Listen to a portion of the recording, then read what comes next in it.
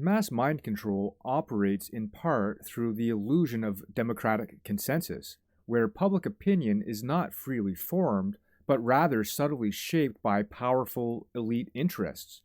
This process, often referred to as manufactured consent, describes the way in which mass media, advertising, and political structures work together to create the illusion that public opinion is the result of genuine democratic engagement, when in fact it's heavily influenced and directed by those with significant power.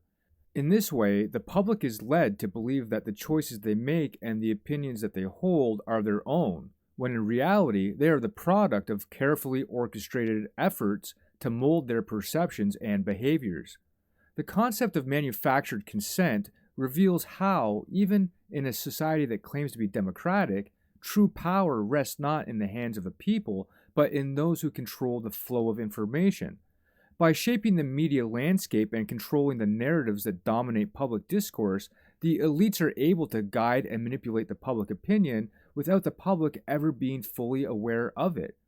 Through the mass media, certain topics are given prominence while others are sidelined, creating an illusion of choice while limiting the scope of what is even considered possible or desirable. News outlets, television shows, films, and advertisements all play a part in creating and reinforcing this controlled narrative, shaping the thoughts, values, and desires of the population. One of the key tools in this process is the selective framing of information. Media outlets choose which events to highlight and how to present them, determining not just the content of the story, but the emotional responses it evokes in the audience. For example, when covering an election or political issue, the media might present the debate as one between two ideologically opposed camps, giving the illusion of a wide range of viewpoints, while actually narrowing the options to a predefined spectrum of acceptable opinion. These carefully framed narratives are then repeated across multiple platforms, reinforcing the desired perspectives and marginalizing dissenting voices. This repetitive cycle of information dissemination ensures that the manufactured consensus becomes internalized, leaving little room for critical questioning or alternative viewpoints. Furthermore, the system of manufactured consent operates through the normalization of certain ideas and values. Over time, messages that align with the interest of the elite become so embedded in the cultural fabric that they are no longer questioned. For instance, the idea of economic inequality is often presented as an inevitable and natural feature of society, even though it is the result of deliberate policy choices that benefit the wealthy and powerful.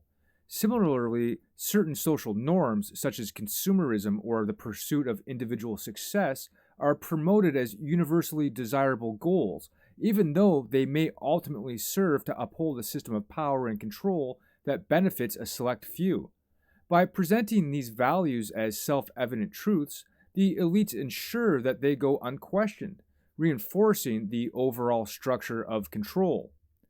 At the same time, the illusion of democratic choice is further maintained through the political system.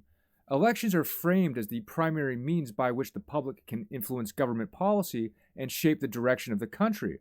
However, the reality is that the political system is often dominated by wealthy donors, lobbyists, and special interest groups whose influence far outweighs that of ordinary citizens. The candidates who run for office are frequently chosen from a narrow pool of elites who are beholden to the same interests, and the policies they promote tend to serve the status quo rather than the need of the general population. This creates a facade of democracy in which the public believes it is exercising its will, while in fact the outcome is often predetermined by the interest of the powerful. This manufactured consensus is not limited to the political sphere, but extends into the realm of culture and ideology. Through education, entertainment, and advertising, the public is conditioned to accept certain worldviews and ideologies without question. Educational curriculum, for example, often presents history in a way that aligns with the interests of the state or dominant social groups, glossing over uncomfortable truths or presenting them in a way that minimizes their impact. Similarly, the entertainment industry plays a significant role in reinforcing consumerist values, often portraying a materialistic and individualistic worldview as the ultimate expression of success and happiness. By presenting these values as the norm, the system works to suppress any alternative visions of society, keeping the public firmly within the boundaries of the manufactured consensus. In this way, the elite interests that control the flow of information and culture are able to shape public opinion and behavior on a massive scale, ensuring that the system of power and control remains intact.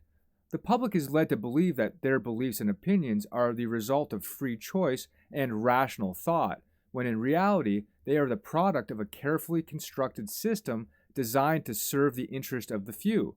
Through the media, political system, education, and entertainment, those in power are able to manufacture consent, creating the illusion of democracy while maintaining a tightly controlled and manipulated society. The concept of manufactured consent highlights the need for greater awareness and critical thinking in the face of mass media and cultural manipulation. It challenges the idea that we are fully in control of our beliefs and actions, urging us to question the narratives we are presented with and recognize the subtle ways in which our thoughts and behaviors are influenced. By understanding how manufactured consent operates, we can begin to break free from the constraints imposed by the system, reclaiming our agency and ability to think independently. In doing so, we can create a more genuine and truly democratic society, where the voices of the people are not shaped by the interest of the few, but are truly representative of the collective will.